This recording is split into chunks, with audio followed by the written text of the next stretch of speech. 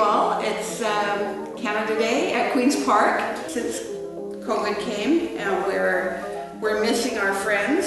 Some of our family that we can't see. I thought we'd do a postcard. I was looking and I found postcards. And there's so many different kinds of postcards. The one thing that they all have in common is they come in the mail and make you happy when you receive one. The paper's pretty stiff, so that's going to be the trick. And I've made a list of what we should do. We've got to think, who do we want to send the postcard to? Who are we making it for? What would we like to send? What kind of pictures do our friends like? What would make us happy? What are we trying to say? It's Canada Day. Probably something red to show that we're proud of Canada. And then our tools. Well, stiff paper, crayons, paints, brushes, scissors, ruler, pen, glue stick, all fun things that we probably have at home. So we have to gather those up. Now, paper. I found some paper. This feels pretty stiff. But this paper, too wimpy for a card. So, I actually had an art project that was already on my paper, and I just cut it up, and I'm going to make postcards out of these. I'm going to draw right over top of the old picture, make a new message, and then address it and put my message on the back. We have ideas for the cards, who we want to greet.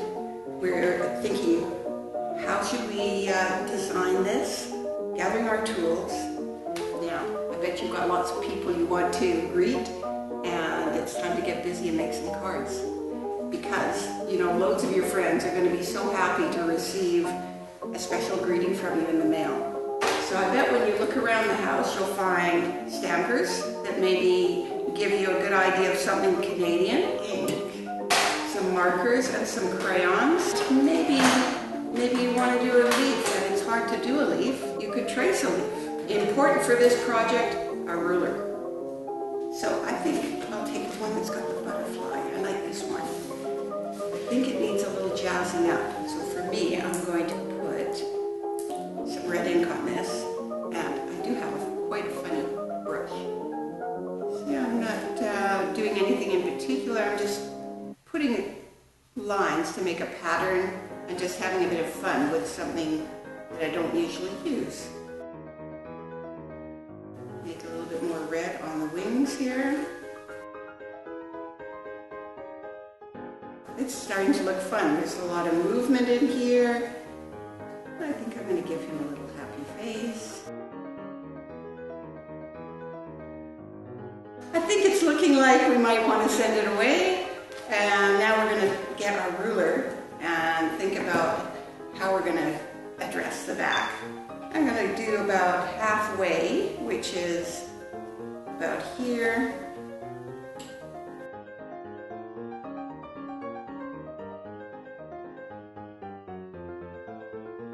Here's where we're going to put our stamp. It always goes in this corner. Well, I think we're ready now. I've got a picture that I quite like, and I think my friend will like it. I've given them a message and decorated the back. I've got a stamp, I've got the right address, and it's ready for the post box. So, I used recycled artwork to make a postcard because this was really nice, stiff paper. But what if we don't have good paper? What if our paper is wimpy like this? There's another way we can do a good postcard. And I've got a recipe for it right in here. For this project, we're going to make one that's the size of my notebook, which is 11 inches by 6 1/4 inches. I just happen to have one cut out. Now I'm going to stamp it. I found a really fun stamp, and it's got Canada geese on it. So I think that's going to be looking pretty Canadian. So remember, when you're stamping, you need a flat surface. So I better make sure that I'm a little tidy. Here we go. And I think I'll do a flag. So I like to do one that looks like it's waving in the wind. So I'll show you a real easy trick for that. Let's use a red marker. And First of all, let's just make a wavy line. Straight line down. And now try and do another wave that looks about the same as that wave that you first did. There we go. It's starting to look like a flag that's waving in the wind, just by making those wavy lines. Oh, it's coming along. It's starting to look like a pretty fun message. If you don't have a stamper, we've got another way of using stamps. What if you just take a marker and slide it right over? Okay, so we've got a little pattern going and we're ready to figure out our fold. And that would be right on these corners here, fold it in. Once it's folded, you've got a fold you can make here, and here, and here. A little bit of glue on it, and away you go. If it's covering something up, well, we can just fix that.